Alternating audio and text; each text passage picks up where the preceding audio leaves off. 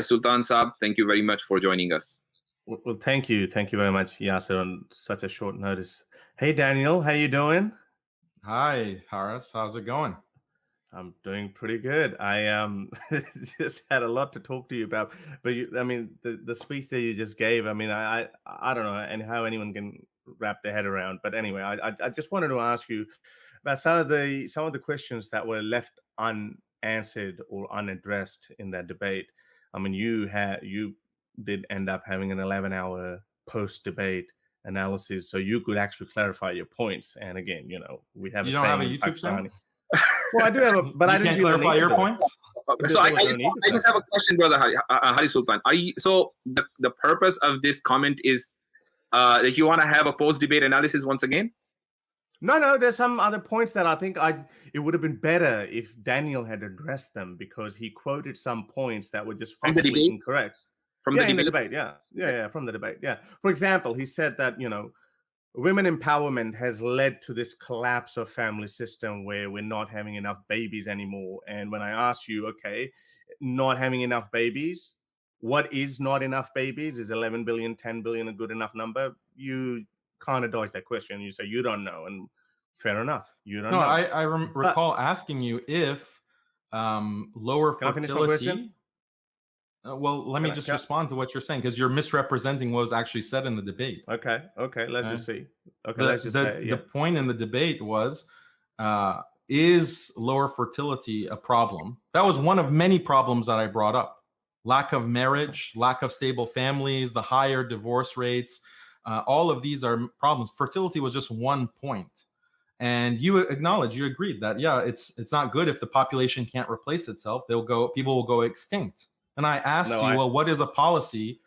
What is a policy to actually increase the birth rate? And you said, oh, we just can bring in immigrants from other countries to, supplant the population and make sure the population doesn't die out. That was your solution.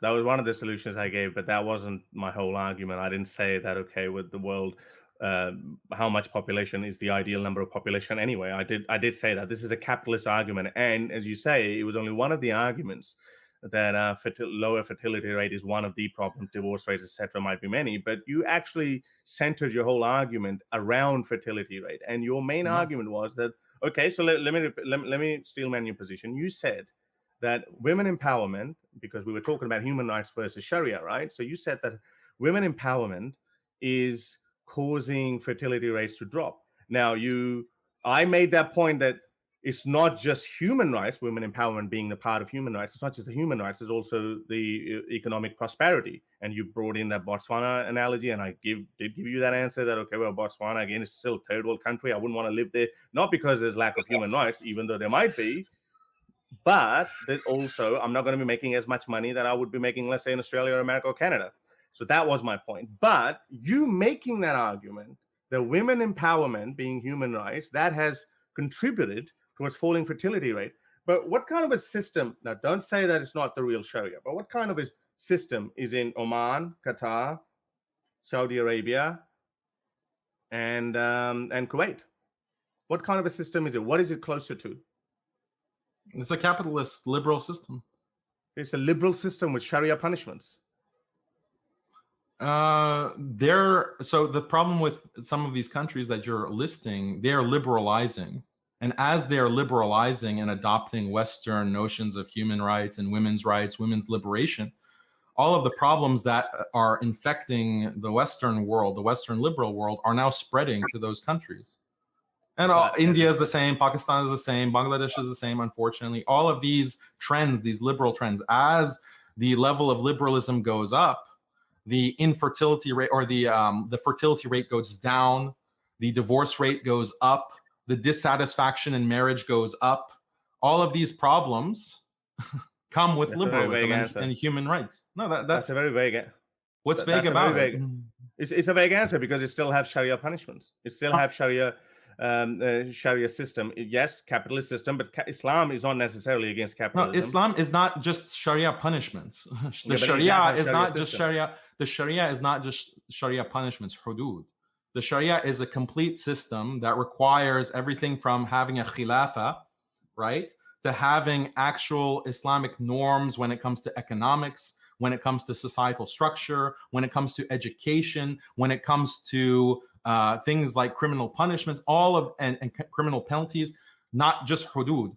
All of this system is Islam. And many of these, there is no country in the world today, unfortunately, that implements this system.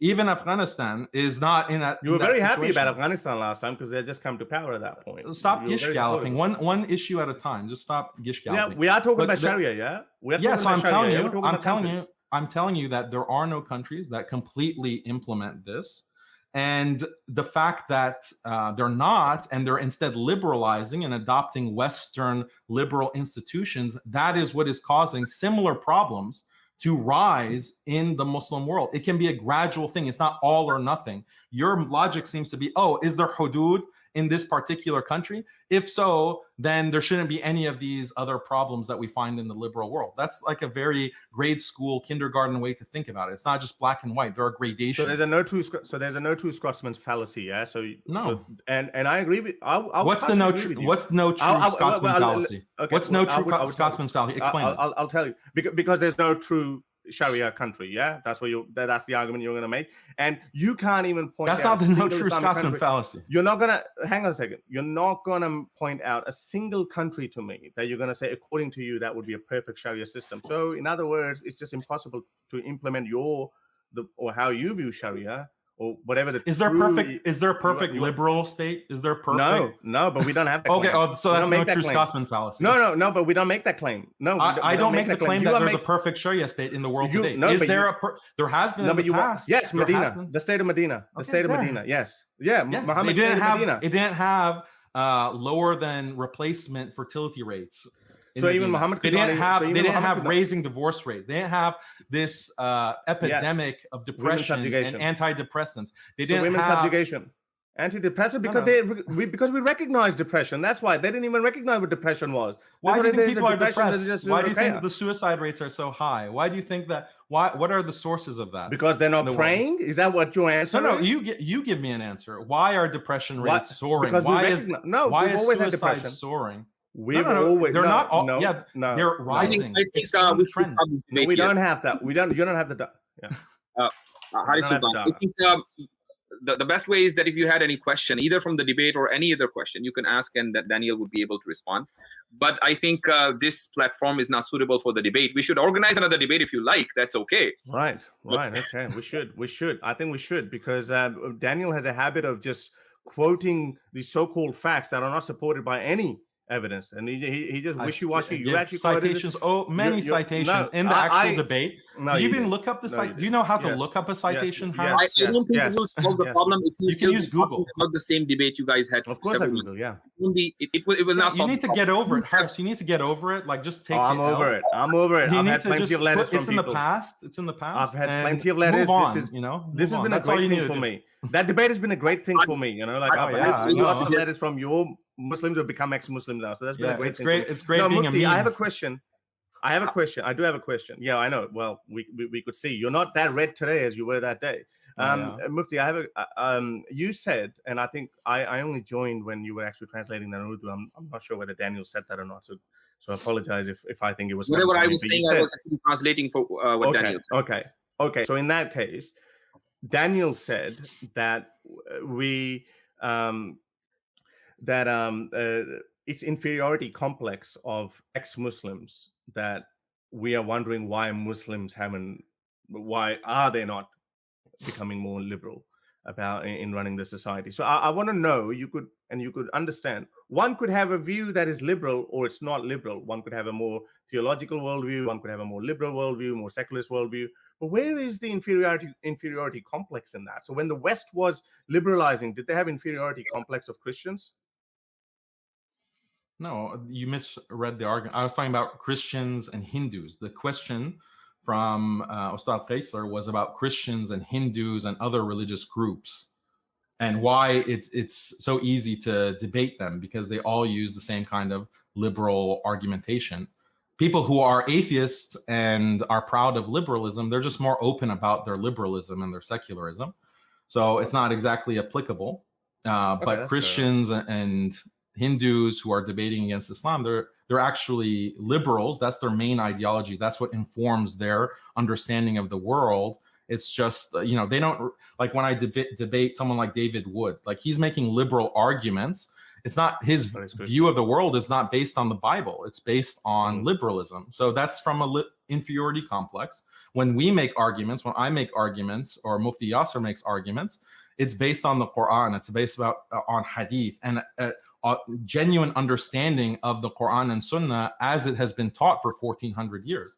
But what David Wood says, or some of these Hindus say, is completely separate from what their predecessors, Hindus 100 years ago or 1,000 years ago said, what Christians 100 years ago or 1,000 years ago said. But what me and Mufti Yasser and other Muslims say in these debates or on our YouTube channel and in our dawah generally, we are being consistent with what people have taught, what Muslims have taught for 1400 years. That's the difference.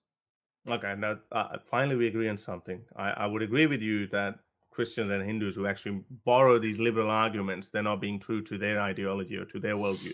But so just to get the record straight, it's not that ex-Muslims or atheists, or just forget about ex-Muslims, but just atheists, because we ex-Muslims happen to be brown. So I see this term being thrown around that, the inferiority complex. So just to get that straight, Daniel hasn't said that atheists or brown ex-Muslim atheists are suffering from inferiority complex of the liberal West. So that's it. Okay, I just wanted to that's a separate point. Like having an inferiority complex because you have a Muslim background and a Muslim culture, and now you've become an atheist. That's a separate issue. I'm not denying that there's inferiority complex there. So there is inferiority complex. Okay, all right. So that means anyone who changes his worldview, that's inferiority complex. Is that what you're saying? No, not anyone. All these caliphs had inferiority complex, so they changed their religions. You're just straw manning. Look, people, you find many. Do you deny this? Do you deny that? People look at what is dominant in the world politically, what is dominant in terms of dunya, and they change their views purely on the basis of the influence of dominance and not an actual intellectual rationalization of those views. This? How do you know is it possible? Is it possible? You deny that I don't see that. I haven't seen that. You've never seen any. Sorry, can I come in on this one? Not at all. Let me finish my point, Kessa. All the ex-Muslim atheists that I know of, they've had very deep understanding of the theology of Islam, and they look into that, or any religion for that matter, and they look at it, and they look at the philosophical argument, and they say, well, sorry, it doesn't make any sense. So where's the inferiority complex on that? With you that they have a very deep understanding of Islamic theology. Any atheist I'm sorry to say, in your last debate with Daniel, when you were asked this question, that if you are aware of Islamic fiqh, and you said, yes, you have read some pamphlets. So I don't know if that is... fiqh is not all Islam. Fiqh is not all Islam. I made the philosophical arguments about it. I made philosophical arguments about God, about the existence of God. That's what I mean by that. So yeah, it's funny because the debate was on Sharia, but... Yeah, I know that. We talked about that. And you still haven't answered Snail. You just started giving me a nickname of Snailton. Are snails halal, and why are they halal in Shafi and not any other fiqh? Why? That's obviously the debate from our eyes. No, but I love it. But I love it how I walked away and, it was pretty good. And then all of a sudden, 11-hour post-debate analysis goes by. Daniel, and then then I see all these people claiming, yeah, we won. Okay, sure, if you won, that's fine, keep winning that way. But anyway, I think I just wanted to so get that record straight, that you're not saying that atheists or ex-Muslim atheists have inferiority complex, because they also can. Okay, I'll give you an olive branch. They also can have a realization of the theological aspect and the philosophical arguments, and they say, well, sorry, I'm just not convinced. I'm sorry, I'm not convinced. I'm saying it very humbly. Does that still mean I have inferiority complex? No, I don't talk to people and say, oh, you're a murtad because you personally have an inferiority complex. Did I ever claim that about you, Har Sultan? No, or any specific person? That's one of the reasons that we see some people in Muslim countries becoming atheists. That's one of the reasons, this inferiority complex. Others are brainwashed by this dominant hegemonic system, and they think that they're being rational about certain things like women's rights or human rights and liberalism. They think that they're being rational, but they've been deluded. They haven't thought about it in a rational way. They've been indoctrinated, basically. And the whole point of debate is to show these contradictions and to show exactly how diluted that thinking, that way of thinking is. And that's what I do, Mufti Yasser does in these kinds of debates, is to show the contradictions, that what you think is a rational system in this human rights, liberal, secular regime is not actually rational at all. It's the opposite of rationality. It's brainwashed indoctrination. That a person might be completely arrogant, not have an inferiority complex, but have a superiority complex and still be completely wrong and still be a fool. Like, there's no contradiction in that. But we can make that argument about anything. We can make that argument about anything. Someone's being religious. Kasib, you have a comment? Okay, looks like there is some problem with his internet. Okay, anything else? Haris Sultan? No, I think this is it. I just wanted to clarify that. And I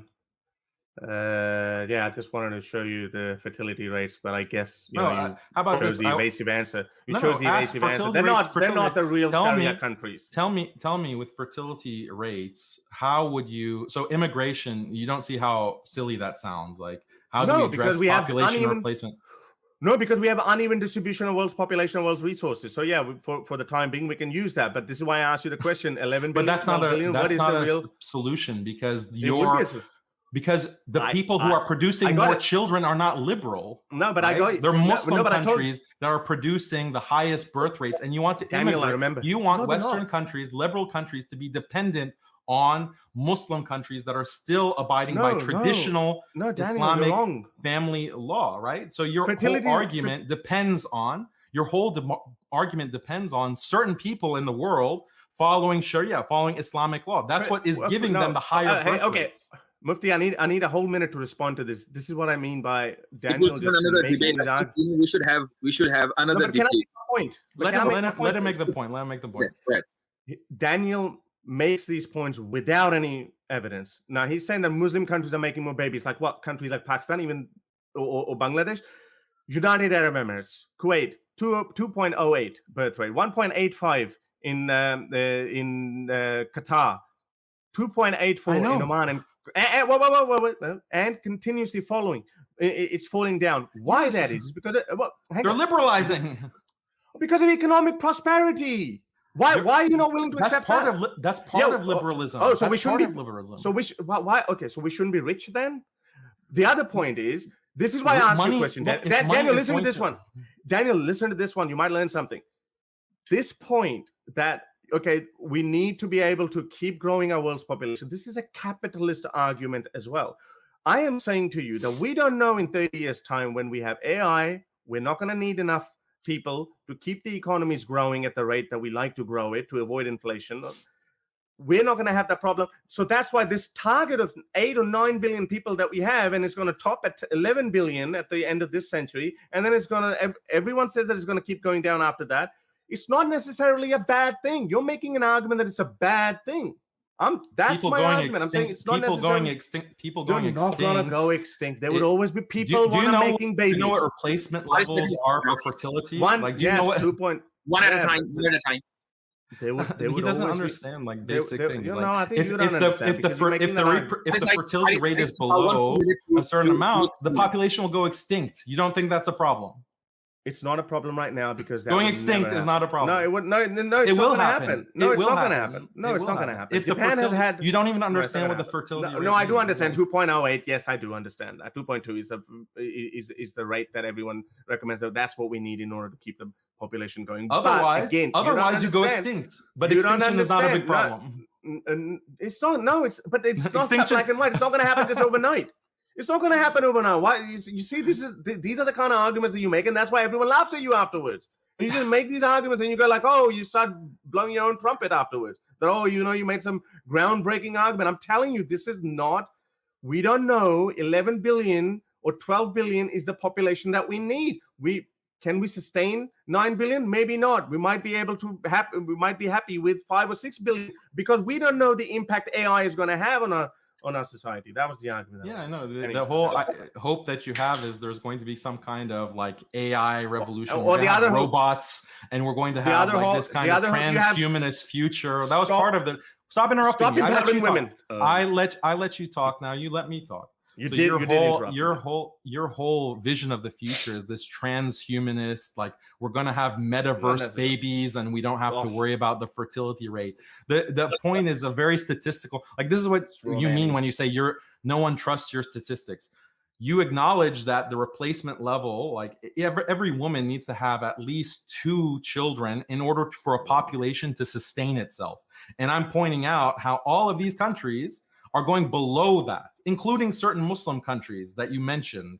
They're going below the fertility rate that is needed to sustain the population. When you go below that, the population over time, not overnight, over time will go extinct unless you have a policy to counteract that, to increase the fertility rate.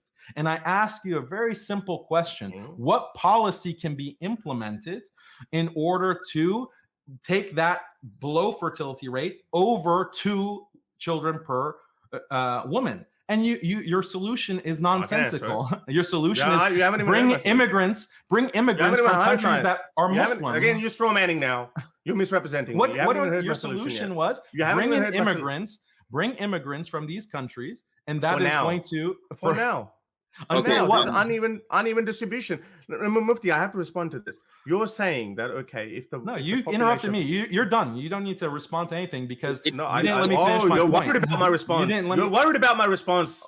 Dude, you are let me respond. The most ignorant person. Daniel, it's only words. It's so frustrating talking to someone who doesn't even know what you're talking about. Now you're gonna call me names. I'm gonna leave Yasser. I know this is his show. This is the only time when he's gonna shine. And fair enough, let him shine, let him bask in his own glory. It's actually my show, and I don't want to make this show a debate. There should be a separate time for debate. 30 seconds and I'm leaving. Mufti, I'm leaving. No, in fact, I would request you to wait for Kaisar Bhai's comment. Kaisar Bhai, are you there? No, there's some problem with this. Okay, anyways, make your point and then.